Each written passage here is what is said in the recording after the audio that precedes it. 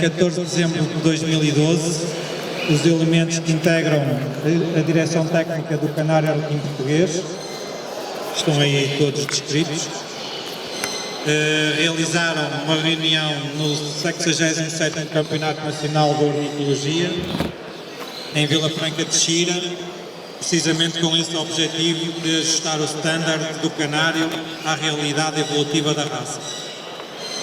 Assim foi apresentado o seguinte.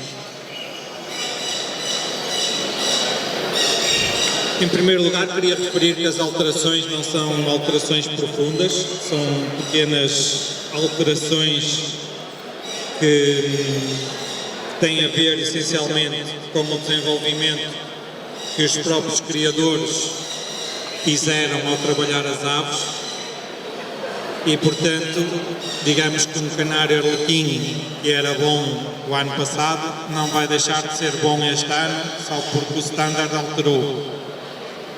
Ou seja, mesmo este standard foi aprovado, só entrará em vigor no próximo ano. E algumas das alterações relevantes eu vou aqui dizer. A primeira delas é que o corpo alongado, esguio, ombros ligeiramente visíveis. Não vinha esta frase, ombros ligeiramente visíveis. O corpo alongado e esguio tem a ver com a própria evolução da raça e, como vocês podem ver no desenho do Arlequim Português, desenho esse que também foi aprovado, podem ver que esta ave é muito mais estilizada do que aquilo que foi o início do canário Arlequim Português, que foi feito apenas com canários de couro. E nós olhávamos para um arlequim português e víamos pouco mais do que um canário de cor variegada, com um corpo arredondado, um pássaro pequeno com 14 centímetros. Aqui vocês podem ver uma ave mais estilizada, mais levantada no poleiro, mais esguia, embora aqui no desenho ainda para ver o tamanho, mas o que se pretende é que seja uma ave também com um tamanho maior. Isto porquê? Porque é que houve esta necessidade? Precisamente porque o arlequim foi muito desacreditado no início, precisamente por se parecer com um canário normal, com um canário de couro, e era necessário introduzir diversas características diferentes que o pusessem na rota de ser exatamente um canário de porco e não um canário de couro, com umas manchas engraçadas. Depois temos o peito ligeiramente arredondado. Esta era uma característica que já existia. Este ligeiramente nós devemos encarar mesmo como muito ligeiramente, porque a ave está cada vez mais estilizada e ela quase que não tem o peito arredondado. Depois diz dorso estreito, reto, na mesma linha da cauda. Se a ave é fina e estilizada, é óbvio que não pode ter um dorso largo, não é? Um dorso estreito. Asas longas bem aderentes ao corpo sem se cruzarem nem descaírem. Esta é uma das características que já estava e que se mantém. Aqui, na designação, a única coisa que se alterou foi pôr os ombros ligeiramente visíveis. E porquê ombros ligeiramente visíveis? É também para não chegarmos ao extremo contrário, ou seja, não chegarmos a um pássaro que não seja um larguê ou um osso japonês, que é tão fino, que tem praticamente os ombros inseridos no corpo e são praticamente cilíndricos. No arlequim nós temos que ver o ombro e o pássaro, apesar de ser estreito, também não pode ser tão estreito ao ponto de não se ver o ombro. Portanto, ela tem que manter o estilo, tem que ter um corpo estilizado, fino, mas não tão fino como um larguê ou um osso japonês, não tão cilíndrico. Tem que ter uma certa largura. Depois temos a rúbrica polpa. Aqui a única coisa que foi alterada foi no pássaro de polpa. Nós tínhamos em forma de tricórnio. Passamos a designar por forma de triângulo. Porquê triângulo? Porque quando nós dizemos tricórnio, muitas pessoas pensavam que a ave tinha mesmo que fazer um tricórnio, ou seja, depois atrás, naqueles defeitos que levantavam a polpa atrás, as pessoas achavam isso engraçado, diziam que era um tricórnio e que era assim que tinha que ser. E na realidade não é. Aí temos um exemplo de uma polpa virtualmente perfeita, uma polpa em forma triangular, mas que atrás, na parte de trás, nós podemos ver que a polpa cai, não tem zonas onde estão coladas, nem onde não tem apenas, e a polpa fica aderente mesmo atrás. Portanto, o objetivo foi mesmo chamar triangular e não tricórnia, porque muita gente fazia confusão e pensava mesmo que o ideal seria ser em forma de tricórnio, porque nós sabemos que os tricórnios têm aquelas pontas levantadas atrás, não é isso que se pretende. Aliás, já não era isso que se pretendia, mas como havia essa confusão, nós acabamos por, na designação, fazermos com que não tivesse qualquer dúvida sobre isso. Porque mesmo a ave em Portugal estava a ser trabalhada de uma forma, mas para o estrangeiro, outros criadores que querem desenvolver a raça e criar a raça, existia há muito tempo esta confusão.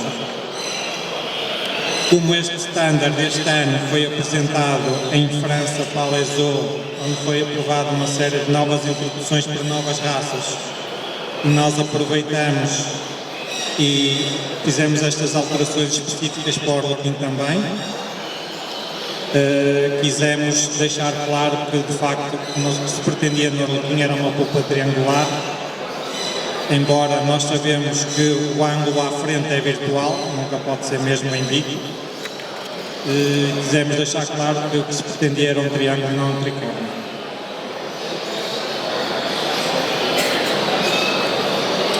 Se alguém tiver alguma questão a fazer, pode interromper e pôr, não há problema nenhum. Depois, o resto da descrição é exatamente igual. Diz, irradiando de um ponto central no cimo da calota e descaindo aderente e simetricamente, sem cobrir olhos e bicos. Portanto, aí diz mesmo descair aderente e simetricamente. Cabeça do arlequim par, estreita, alongada, mais larga atrás do que à frente, o que é normal. Não é? Se tem um triângulo atrás, a cabeça tem que ser mais larga atrás.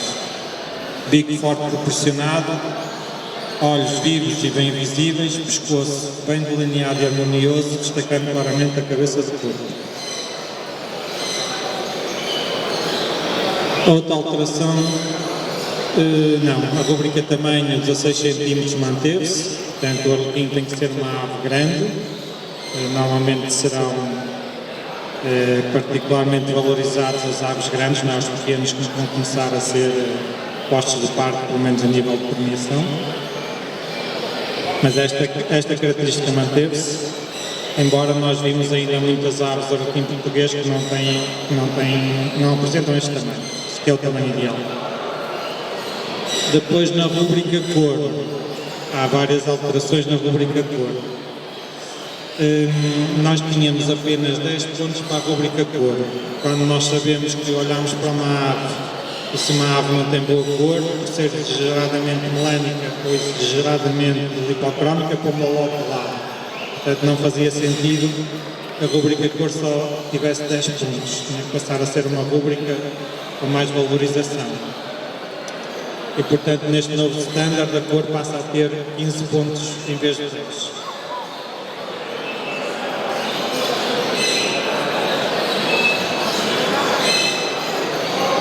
Multicolor e equilibradamente variegada é uma designação que já tinha. Ou seja, o que isto quer dizer é que ela tem que ser equilibradamente lipocrómica e melânica. Ou seja, tem que ter tanto a parte escura como clara. Isso possivelmente, mais variedade possível entre este lipocromo e este melânico. Portanto, aí a condição mantém-se. Coloração artificial obrigatória, isto já existia, portanto, o arlequim é uma ave com coloração artificial obrigatória, e como é com coloração artificial obrigatória, todas as aves têm que apresentar um bom fator vermelho. Todas as aves que se apresentem alaranjadas são penalizadas. A outra alteração que nós fizemos é a presença simultânea de lipocromo vermelho e branco. O que é que isto implica? Na parte clara das aves, não na parte melânica, mas na parte clara das aves, tem que aparecer vermelho e tem que aparecer branco. Isto vai afetar principalmente, e esta é uma característica importante, porque havia muitos criadores que podiam estar a criar linhas de arlequins de aves intensas ou nevadas, onde isto não acontece. Portanto, a ave apresenta o vermelho sobre todo o corpo. O que é que se pretende aqui? Isto é uma maneira disfarçada de dizer que o arlequim tem que ter fator mosaico. Ou seja, se tem que ter vermelho e tem que ter branco, nós temos que ver claramente zonas com vermelho e com branco. Quer dizer que, a partir de agora, o arlequim terá que ter predominantemente fator mosaico lá inserido. Quer seja muito, quer seja pouco, tem que se ver nitidamente zonas onde esteja o vermelho e o branco, porque de facto dá uma tonalidade mais bonita, mais generalidade dos criadores.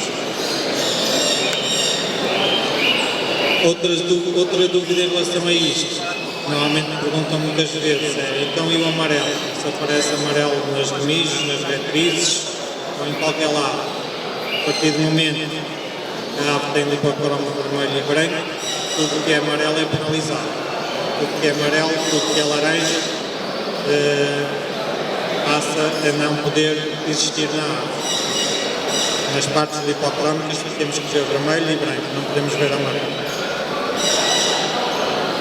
E isto tem que ser tudo julgado na rubrica de cor.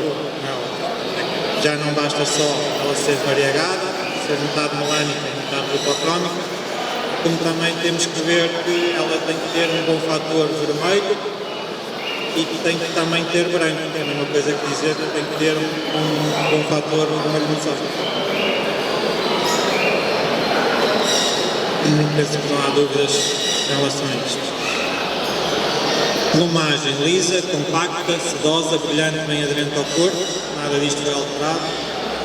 Posição em movimento, diz posição erguida, 60 graus e altivo. Esta foi uma das alterações, ou seja, o arlequim como está mais estilizado, mais esguio, mais altivo, nós resolvemos passar de 55 graus a sua posição no poleiro para 60 graus. Corpo bem elevado e cabeça levantada, ave alegre com movimento ágil.